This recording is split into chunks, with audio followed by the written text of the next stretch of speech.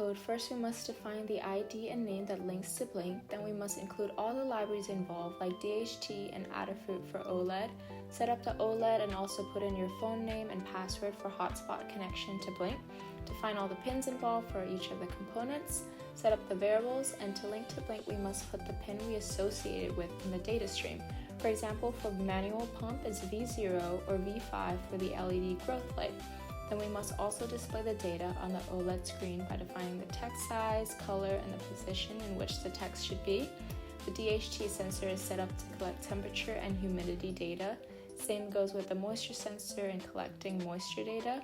We must also define that once we use the manual mode, it should go back to the automatic mode, or else the command will be stuck and the automatic watering will not work. We set up the automatic system, and yeah, that's basically it.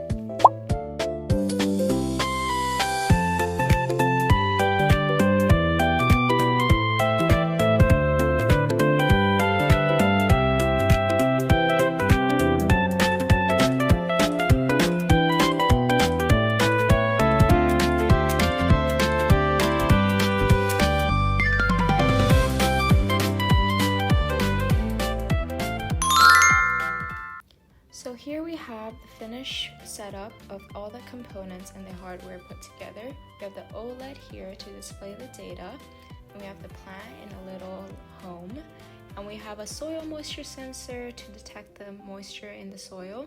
We have the DHT for temperature and humidity. Then we have the container for the water with a pump and a tube. Ignore the ultrasonic, we had to remove it due to inaccuracies. This is where the water will flow through into the plant.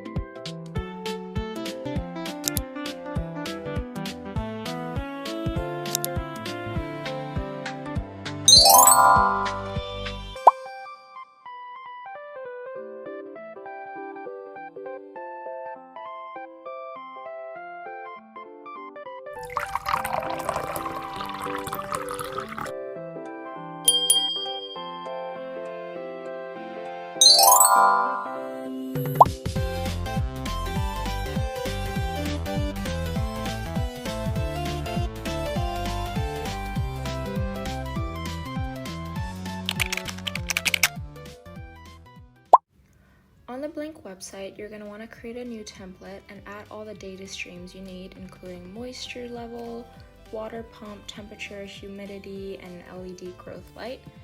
And make sure you add it all to the correct pins and the correct minimum and maximum values.